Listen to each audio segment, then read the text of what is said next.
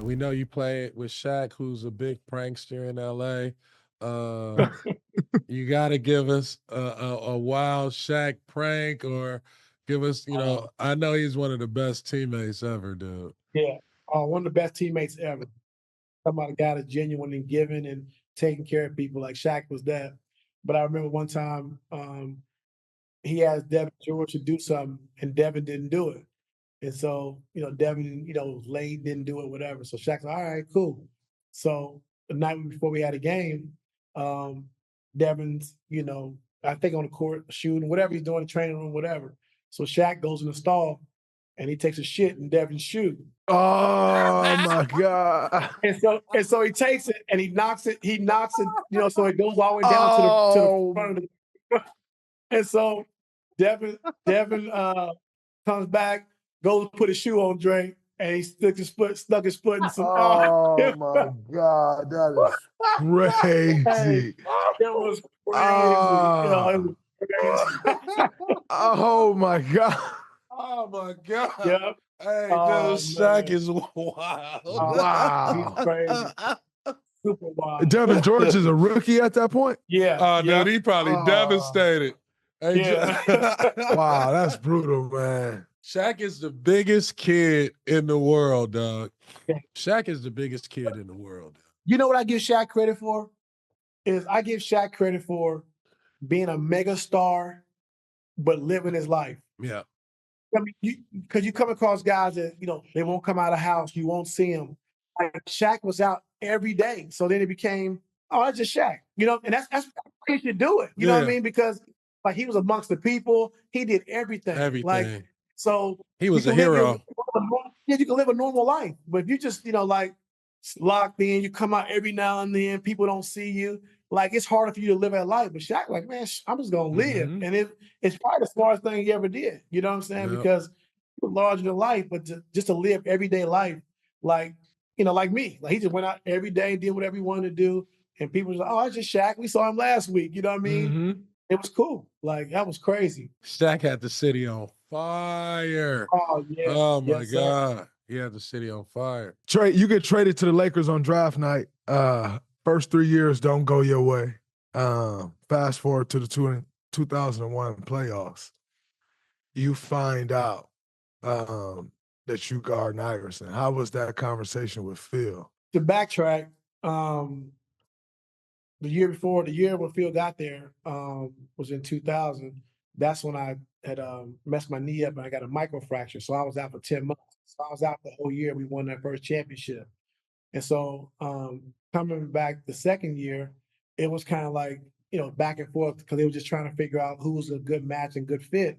And so they brought in a guy, Mike Penberthy, who was a sharpshooter. Like he could shoot the ball all over the place. And so, back then, if you go on IR day, you got to sit out at least 5 games. It wasn't like you were dressing. So if they put you on IR, you got to sit out 5 games. And so it was like a whole year of just back and forth with that. I was getting so frustrated. And then one time they came and put me on IR. And I remember I came in, my cousin Doodle, I threw them like little marble fish bowls, like that marbles. I threw it through a glass table, man. He ran, man, what the hell is going on? So, man, he put me on IR again. I was mad. I was, whatever, going crazy.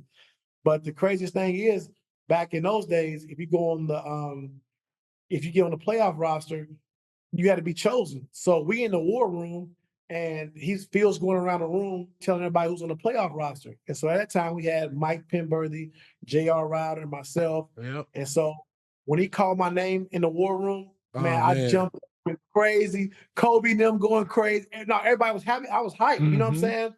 I left Mike Penberthy and J.R. Ryder off the playoff roster. So once you off, you can't play. It don't matter. You can't play. Yeah, you done. You can't play. Wow. You can't play. Yeah, so throughout the course of those playoffs, I was playing like, 10, 12 minutes a game.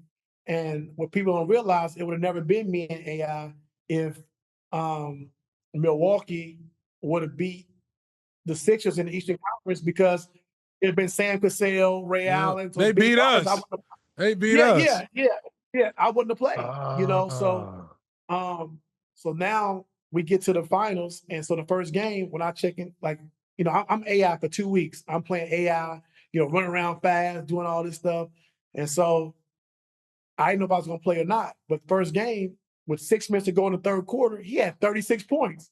And I hadn't played yet. So the first time I checked in was 6 minutes to go in the third quarter. He had already had 36. Oh, man. That's brutal. He was cooking that. He was cooking that game. He was cooking that game. Oh, man. So you got to think, like, as a young dude, you know, growing up, same height, like I analyzed AI too. You know what I'm saying? Like, even we close in age, but like that was like the culture, you know, stand up for, you know, who we are as a culture, who we are as people, and to live it on the level that he did. I mean, that was huge to me, you know. And so when I had a chance to go in the game, like I said, the step over and all that, like at the time, I didn't even know it was a big deal. Like he crossed me over and I fell down, and you know, like he made a shot. I contested it, and I stepped on his foot. He stepped over. You know what I'm saying? Yeah. But but if it wasn't for that series, if it wasn't for AI making it to the finals, I might be out of the league that next year. Wow. You balled though.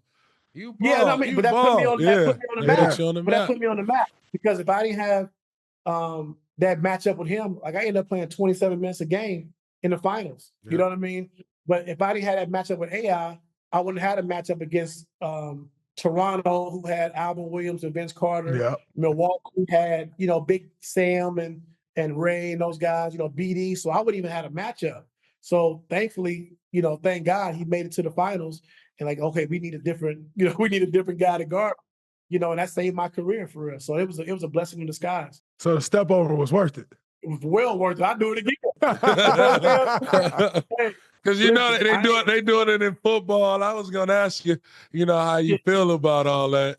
You know, I mean, for me, I don't feel bad. Like I said, it was a part of history, it's a moment in history. You know, but like it ain't like I got crossed over and fell down. Right. Like you know what I'm saying? Like I contested the shot, stepped back on his foot, like kind of rolled my ankle. You know what I'm saying? But they make a big deal of it. But like I said, I'm AI, my man. Like if I can win a championship, I'll let him step over me right now.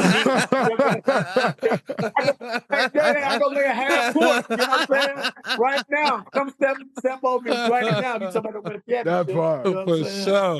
That part.